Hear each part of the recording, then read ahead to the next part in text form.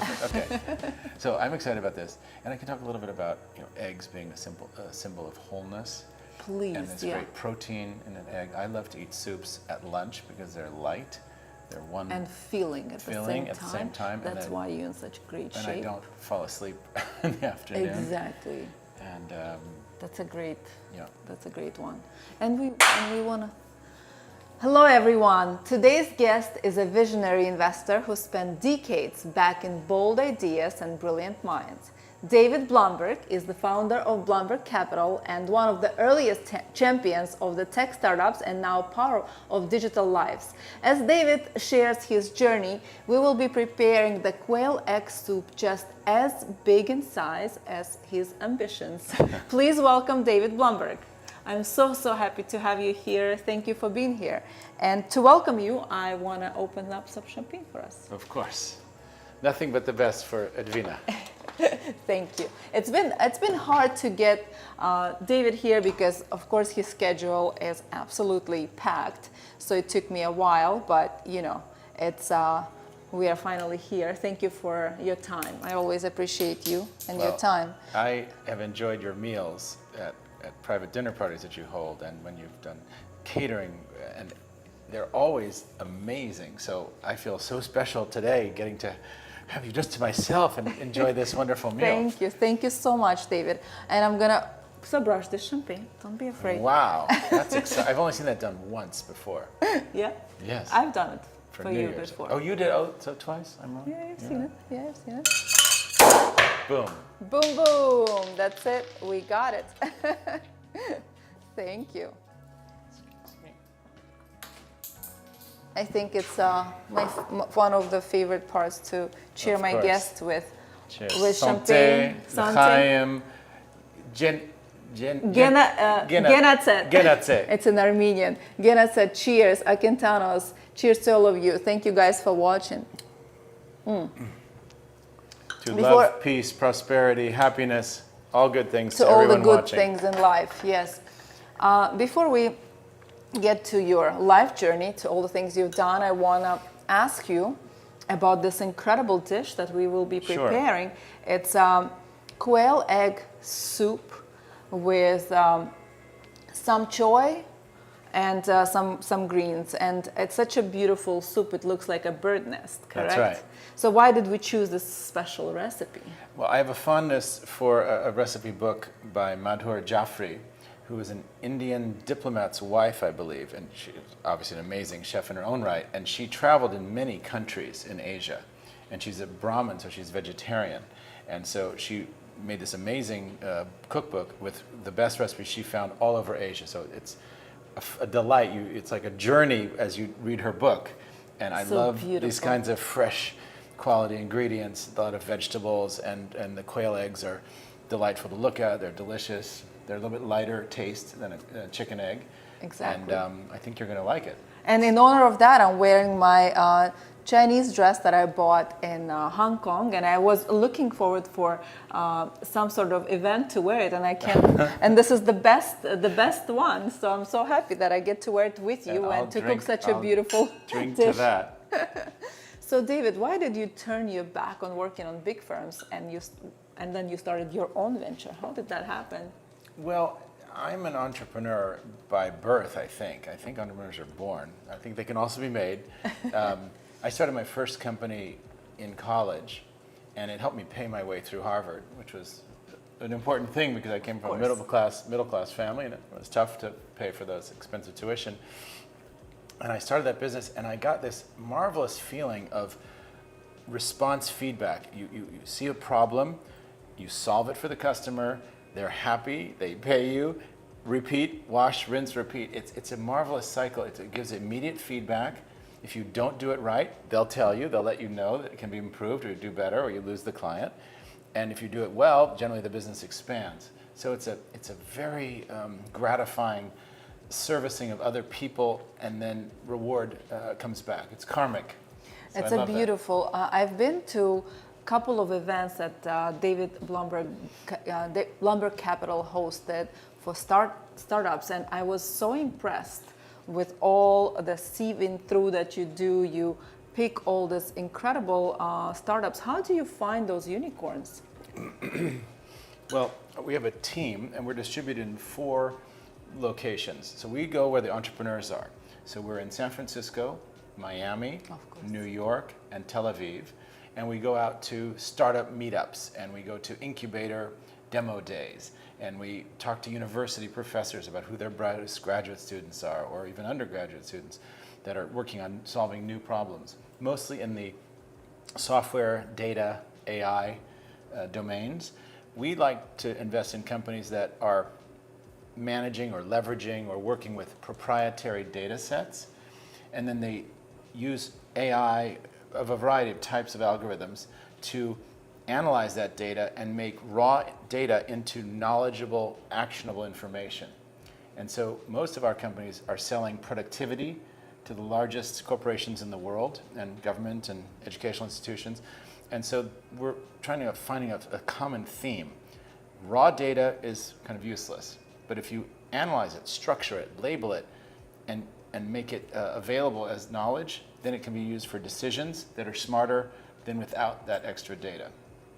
I agree with you. And what advice would you give to someone who is trying to get into this type of business? Well, there's 2 kinds of business. I'm an entrepreneur myself, and I want to give advice to entrepreneurs, and then there's how to get into the venture capital business, and that's separate. That's a separate thing. I'll start with, I think venture capital is one of the greatest jobs in the world. I wish I knew that before. It's such an incredible opportunity, and it's so also wide in every area. You could learn so much. It's a beautiful thing. Yes. It's so interesting because every day we're meeting smart teams of motivated people, entrepreneurial young, mostly they're young people, but it doesn't have to be, and they're charged with an ambition to create something new that the world has not seen before. They're going to solve a problem that needs to be addressed. And that's the thing. So now to be an entrepreneur, and so you get a huge variety, and you go to interesting places because most technical people are in interesting cities around the world, and so you get a lot of interesting travel, talking to smart people, solving tough problems, and it's very holistic. It's not just trading stocks where you need to know the price ratios. It's not just the psychology of human resource hiring. It's everything. It's technology, it's finance, it's organizational management, it's marketing, and one of the biggest important things is for the entrepreneur, now I'm talking to entrepreneurs, is to find the right product market fit. And what we like to say is that one should be watching a video like this, Yes. not looking at a photograph, because a photograph is static, whereas a video is dynamic, it's moving, it's showing a trend. And if you can discern the trend and be like Wayne Gretzky and skate to where the puck is going to be, that's the goal, because markets are very dynamic. What is exciting and top of the world right now could be outmoded and disintermediated in a few years. So we try and look for things that are dynamic but have a future positive trajectory that will accelerate their growth in the future. Thank you so much for this answer. Please learn. I always like to be around David because I learn so much. And which is more important, the idea or the people? That's easy. The people. Okay. Because an average person with a great idea probably is going to get an average result. An average idea with a great person or team, mostly it's a team, is probably going to get an above average result, because the people are able to figure out how to improve things. We don't, as humans, need to accept things as they are. We can see as it is and then see a vision of how it will be. And if we reshape it, if we make it, for example, here we have raw ingredients. If we just eat the raw ingredients, it would not be very good. Raw quail eggs, the shell would get in our teeth, it'd be horrible. But we're going to prepare it and cook it and craft it into something that's going to be beautiful, delicious, and nutritious. There you go. I love your answers because they are so deep. It's lots of wisdom that you bring and carry, and a lot of knowledge, and it's such a beautiful thing. It's because you're getting me drunk. Let's get you drunk a little more. So which investments are you most proud of? Well, of course, the ones that are most successful. And in venture capital, it's sort of what we call power law returns.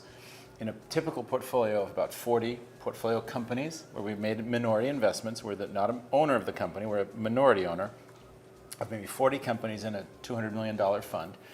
perhaps 10 or 20% of them are going to be really successful. The others are okay, and even 10, 20% are going to be complete failures. Fail. Because it's just life. Things happen. how Not it is. everything works out. Markets change. Regulations change. People flame out. They burn out. There's all kinds of things that can go wrong. But of the 10 to 20% that really succeed, the thing that I notice about them is that they're solving a really big problem that generally does not have yet a lot of competition. So I'll give you an example, if I may. Yes. So company is called Double Verify. And this company was creating something that when I first heard about it, I didn't think the problem existed.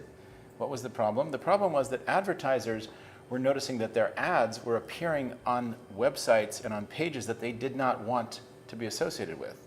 So Verizon ads were on neo-Nazi sites and Ku Klux Klan and pornography and so on.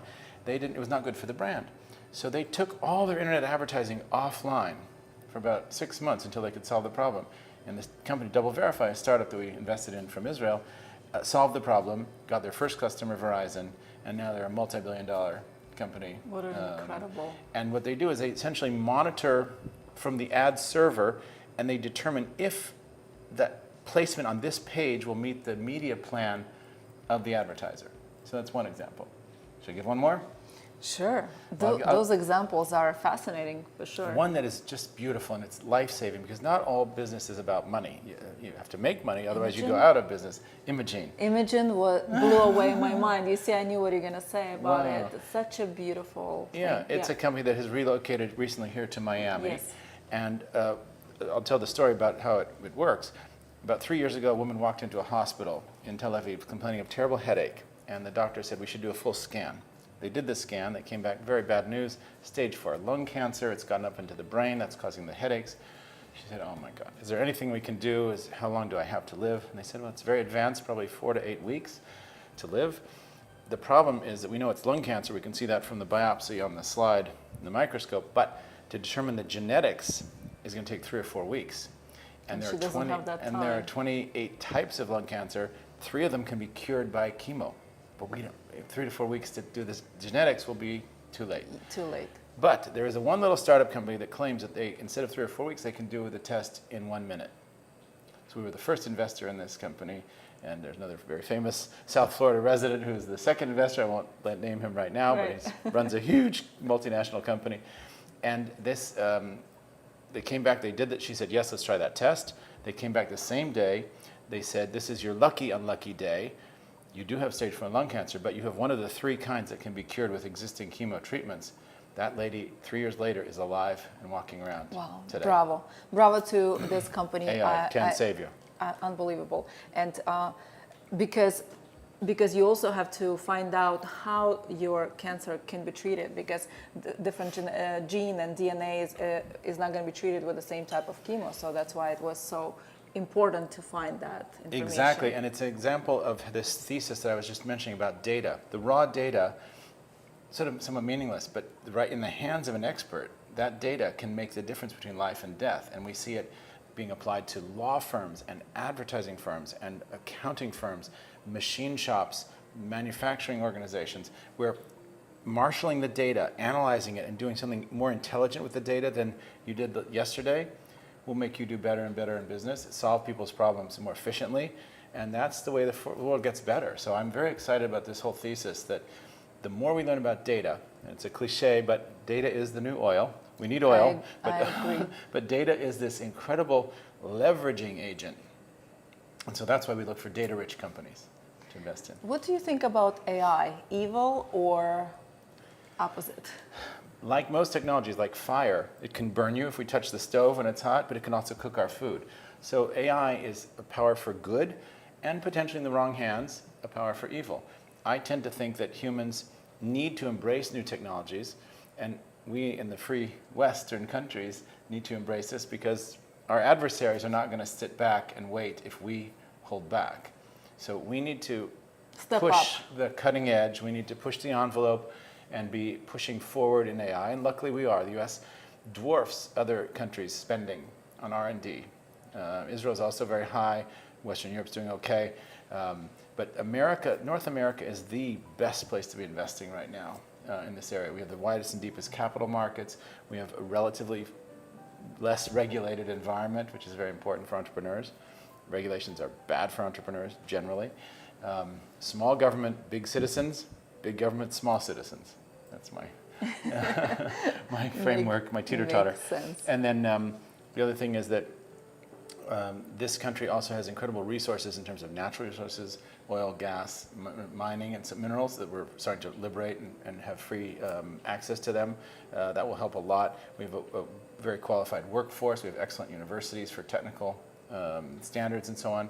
And we have oceans on either side of us. So it's a great place to be investing right now. Israel's also a great place to invest. That's mostly where we invest. U.S., Canada, Israel, a little bit in Europe. And there are great places, other parts of the world, India, Singapore, other places have great opportunities, Japan, South America. Being here in Miami, we're looking for a lot of deals that might be coming from South America up this way. And I think you're going to see a new trend of partnerships between North and South, North America, South America for engineering talent. That'll be exciting to see, and Miami again is a very fulcrum point for that new trend. It's a great place to be. Yeah. And you mentioned education. What would you say for the new generation? What they should be looking at? Because everything has changed so much, and the education system and the life is completely different, especially after COVID. And I feel like the new generation might be struggling. What are the careers they can get into that would be needed and would be successful? Because it's been a pretty complicated recently. Yeah, I think everybody will benefit from adding data science to their curriculum. No matter what you're doing, understanding the data, understanding the statistics around it, and understanding it yourself, not just having the computer do it for you. Because there is this opportunity in the future with AI, and the future is now.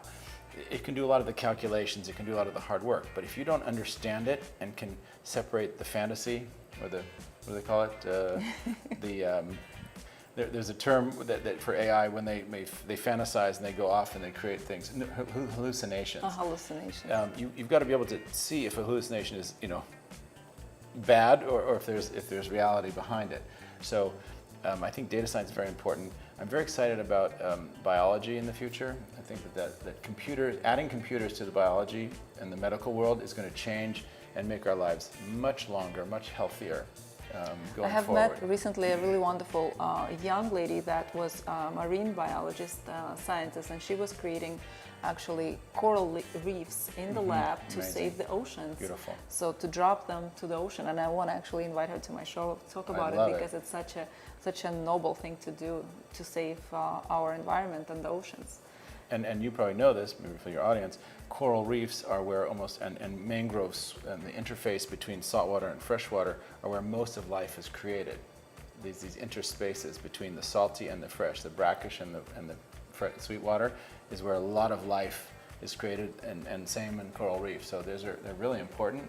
They're beautiful as well. So it's fun. Let's go diving together. I have some corals there that I found in the after the storm. Yes. And I just made a little ikebana from it. I love it. I love that David is so well-rounded. You could speak to him about anything. He knows everything, anything. Not true.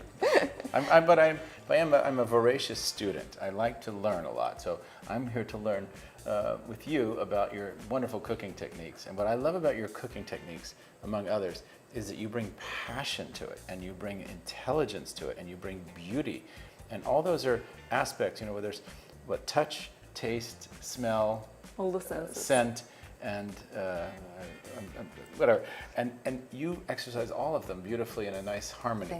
Thank you, David. Glad to be here. We want to start cooking, and please do not forget to scan that QR code for the recipe. And this dish is pretty quick to make, so I'm going to explain before we start. So we did prepare the choy some. If you don't have choy some, you could use also bok choy. So how you prepare it, you just saute some garlic and steam it in the boiling water for a couple of minutes until it's soft but still green. We don't want to do it on the camera because we need to strain, but we did it right before the show. It just takes literally 5 minutes.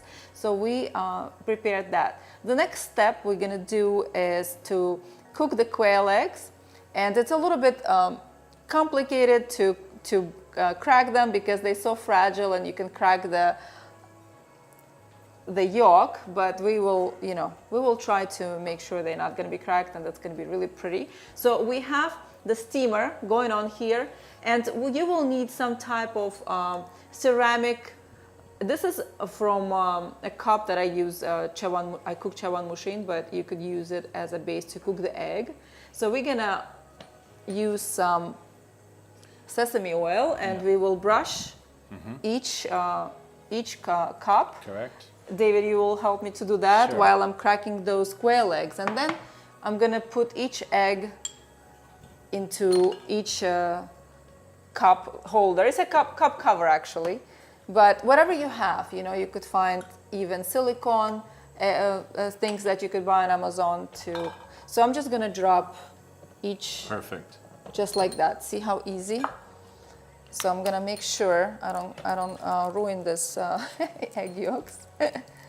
Yeah, they're so fragile, so delicate, but we'll make it work. This one didn't happen. I cracked it bad. That's no problem. We have That's plenty. fine. We have enough eggs. Yeah. And you've got the water steaming here. Yeah, so we have the water steaming there. This is how we're gonna cook those eggs. The reason we in have the steamer. The reason we have the sesame oil here is to let the eggs just slide out when we're finished with them, so they'll be not adhered to the. And also to the bowl. the flavor, we wanna Great. Use it for that delicious sesame undertaste. So here, they are happening for me. I'm getting better at cracking quail eggs. It's all practice. They're very interesting because the shell is very thin, Right. but at the same time, there is like a layer there that is dense, and that's why it makes it harder to, get that. Thank you. Perfect. Teamwork. All right. And we will put also each, maybe you could do the greens while I finish this, yeah? So, I'll make the nest. yeah, you make, no, the cilantro. Oh, chop it. Sure. So now we will add cilantro into each egg. So this is a really fun dish that you guys can cook with your kids. David has two beautiful boys that are just so smart and sweet, and and I'm sure you do all this fun things together as a family. It's such a interesting dish to make with your children because it's fun and exciting, because the beauty of it is mind-blowing. You will see when we are ready to serve So it. taking one leaf of cilantro and putting it on each quail egg and right in the center. And these are going to steam and get set. Just about 2.5 to maximum 4 minutes steaming per egg. So that's why it's pretty quick. And I do have here, you could use any broth you like. I have chicken stock that I had in my freezer. I always make a lot for, things like that I could use. But you could even buy any stock or vegetable stock, whichever stock you prefer. This one is a little cracked, but we'll cover it. No with harm, cilantro. no harm, no foul. There's even a pun in that. Yes, exactly. So, and you said how long do we cook this for in the steamer? These will be steamed for 2.5 to 4 minutes. And then they're not completely cooked through. You want the yellow to be as bright as possible, so you don't want it to be completely hard-boiled. Yeah, you want them to Soft-boiled. be soft-boiled. Okay, I think I have a chance could do to a new one, change yeah. that. Yeah, let's do that. Looking good. It's beautiful, and the colors are so fun. Yeah. That's nice. It's a very nutritious soup. You've got broth, you've got eggs, which are good for you, you've got the fresh greens, very little oil, very little salt. Yes, exactly. Very nutritious. And it's something you like to eat for lunch, right? You prefer to have soups. Yeah, I like soups for lunch because it makes you eat basically 2.5 meals instead of 3. And when I eat a soup, it's filling, but it's not too heavy. And so I like it because I don't fall asleep Right after at lunch. 2 or 3 p.m. Yeah. And David is in such a great shape. He's, eating healthy, working out, and it's amazing. Got to keep up with Edvina. It's kind of tough. Not really.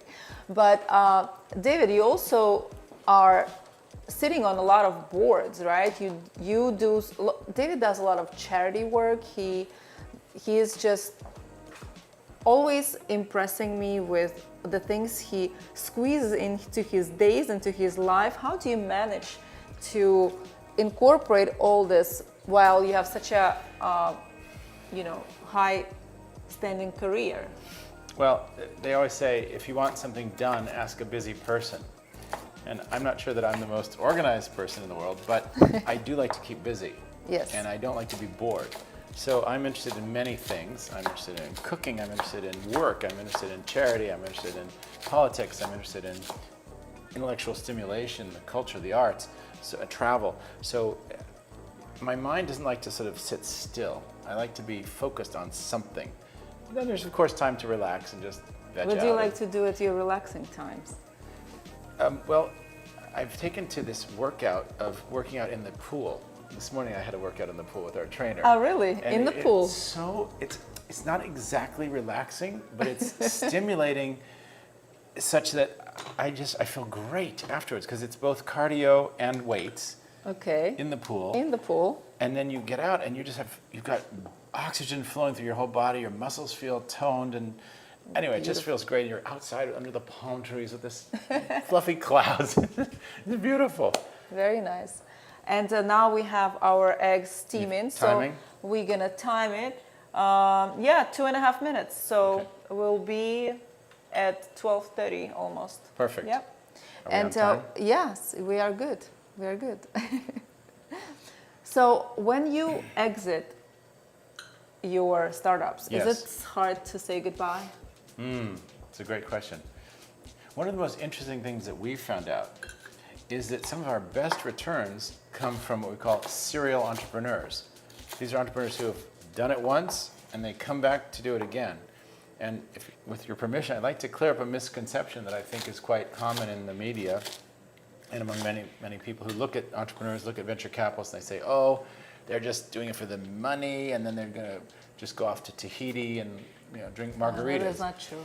And what I have found, that entrepreneurs really are more likely artists, like you're an artist. And most entrepreneurs feel the same way.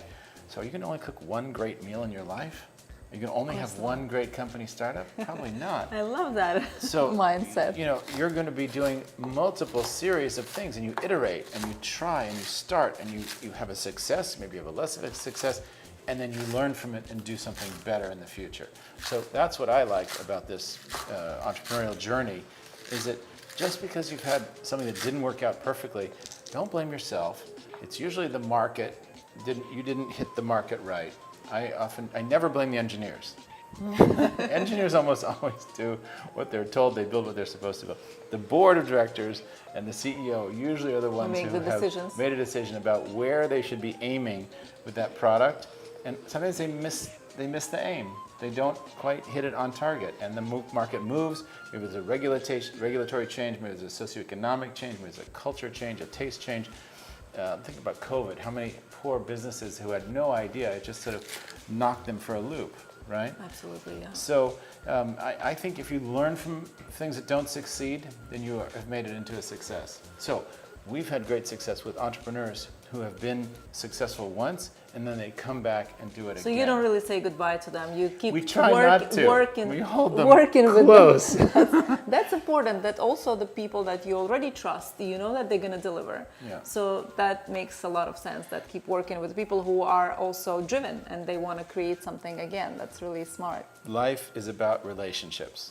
We have a nice relationship that we built up through your wonderful partner TJ, who I met across the street, Miami Fresh, for breakfast, a fateful breakfast. It was wonderful. And we've been really fortunate to have you as our special friends. I adore you. And the person who introduced us, I met 30 years ago, and we only had a brief interaction, but 30 years later, he said, you've got to meet TJ and Edvina. Yeah.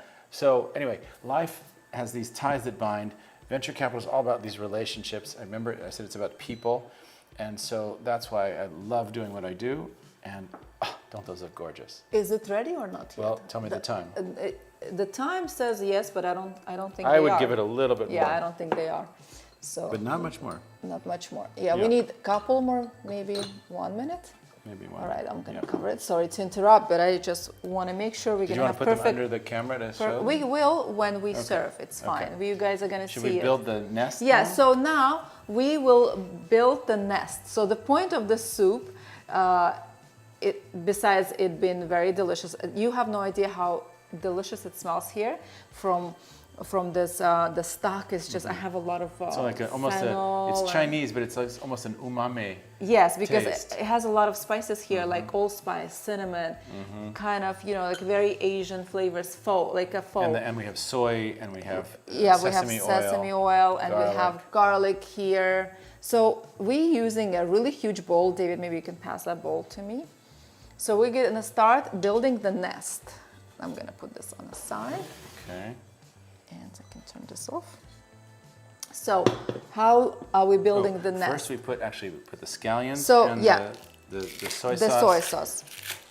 So I chopped up some scallions, and we're just Beautiful. gonna That's drop plenty. them. Yeah, we're gonna drop them on the bottom, correct? Gorgeous. And I think we should put them all. Yeah. 'Cause I love greens and they're good herbs, for and you. yeah, they're great for you. Okay, and then with a little bit of Soy sauce. We have. You can use a spoon. Okay. I mean, like, I'd say a couple tablespoons for a bowl of this size. Yeah, because we did not really season the stock. It's more seasoned with the flavor of the vegetables. Yeah. One more. Okay. Yeah, and we could taste it afterwards, and if Yeah, we of need course. some salt, And then some of this, the sesame oil. we're still adding some. Yeah, this a goes little here. bit. Okay. Maybe that's enough because sesame sometimes it's very strong. So you should put less, and better to add it later. Less is So now more. we have our beautiful choy that we steamed with sautéed garlic, and we're gonna start building the beautiful nest, like two yes. little birds. Yeah. I would So- start with the big ones To put them on the sides. outside, Yeah. and the little ones in the center. Well, that's so cool. I'm so excited about this dish. Isn't it amazing? Gorgeous. That's what I love about my show, that every person brings a special, unique dish with them, something that they love, something that comes from maybe their childhood, heritage, anything, or things that they traveled, or cookbooks that, David loves to cook. And it's always exciting for me because I'm also tasting something new, and it doesn't matter how much I cook, but I don't cook everything. So this is so awesome to try this beautiful, delicious foods. So there's always goes a lot of this choy into the recipe, right? Again, you can scan that your QR code, and all the ingredients are there. Oh, let's check on our eggs. Let me check Well, here. they're probably done. I think so. Yeah, they're I like to still- think about sometimes, how many generations of mothers, grandmothers, probably not too many men, but maybe there were some men cooks, made this dish, in rural China probably, or in the cities.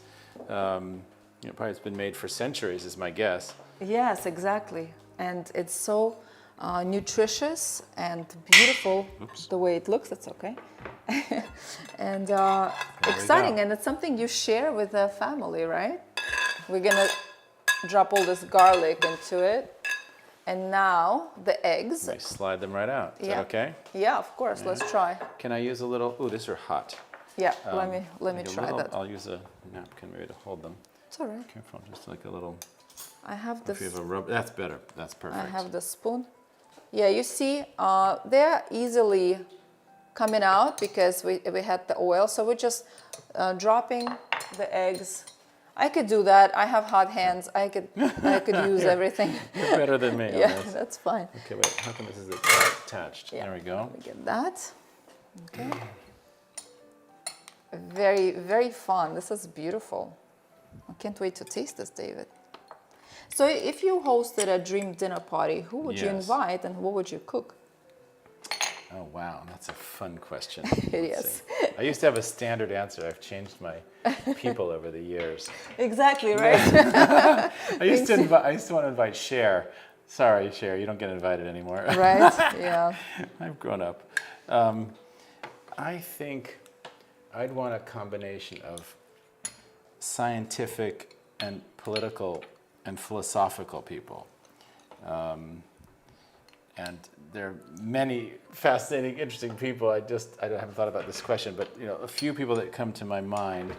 One of my friends, and I'd call him a philosopher, he's certainly a journalist and an amazing, wonderful human being, is Douglas Murray, who has made a lot of podcasts and written a number of books. He talks a lot about... Someone interesting to talk to that. He's just a fascinating man. He talks a lot about the West and the liberties that we often take for granted and how we need to defend these liberties that we have. Exactly. Rights. And what is happening right now in the world is Yes.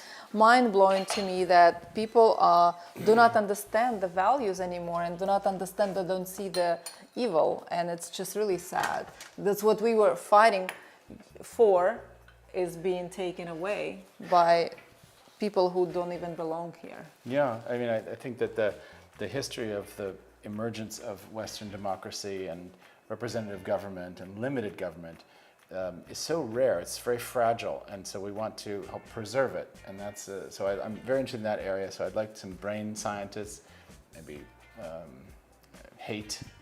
Jonathan Haidt is a fascinating guy. Douglas Murray and perhaps Jordan Peterson would be another fascinating person to have at the dinner table.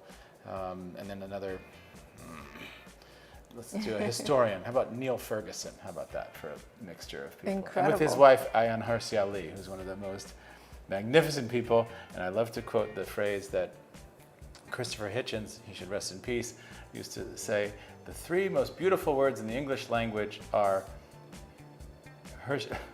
Ayaan Hirsi Ali. Although I would say the two most beautiful are Edvina Kanyan. Thank you. You're so sweet. I love you, David. This is looking incredible. So what we do here now, we will pour our delicious broth, and that's it. It's hot, steaming hot. I have my ladle You want here. to just pour? Okay, Yeah, do ladle it? just- Okay, that's good. Or maybe, yes, maybe we should just... How hot Yeah. it is.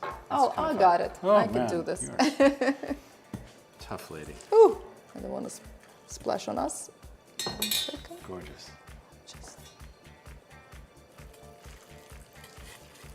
And then the eggs will start to float. float like the bird nest. Yes. This is so crazy. Look how beautiful they look. Yeah, this is our beautiful, wonderful eggs floating.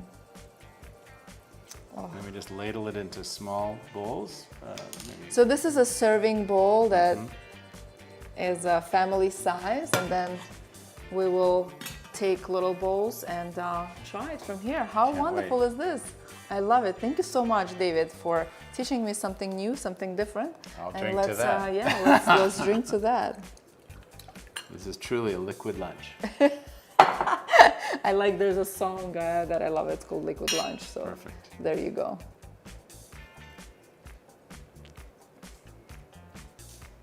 So what would you think would pair this with kind of drink? Maybe a sake? Sake would be lovely Yeah? with this. Yeah, absolutely. I think would be really nice to have sake with this, because sake is very light, and also it's not intrusive, and it would be something really nice to have with it. But let me get the bowls, and I wanna taste it. Try. Yep. Best part of this video. And we probably need chopsticks as well, right? Well, for this one, we could eat Chinese style by just Yeah. slurping it, or maybe with those Let's big slurp. spoons. Let's I'll slurp it. Yeah. We'll do this, and then I'll add with my tongs some of the greens as well. Great. Yeah. Very fresh, very nutritious, Incredible. light, Unbelievable. Yep. nutritious, filling. Feeling it has it all, just like you. I'm just basking in reflected glory. Wonderful. Here we go, David. Be careful. I have some. Thank you. Yep. No, good. Try it All off. right. Okay, should Here we try? go. Let's try. I want to try this quail egg. Look at this beauty. Yum, yum, yum. Wow. Unbelievable. And the broth is so good. It is very important to make a really high quality broth. So to make a broth, please use spices like cinnamon, allspice, black pepper, the cinnamon bark, not the powder. Also use a lot of fennel, ginger, garlic, you know, along with all the regular stuff that we put onions and but that's what will create this delicious broth. So you know, I always like a lot of salt, so I added more soy sauce for me into the plate, but I agree. I think that'd be fantastic. delicious. Thank you so much, David. I think this was a wonderful lunch with you. Thank you so much for being here, and thank you for sharing this wisdoms and knowledge that took you all your life to learn with our wonderful audience. Thank you so much for watching, and thank you, Cheers. David, again. Bye. See you soon. To life. Bon appetit. Bon appetit.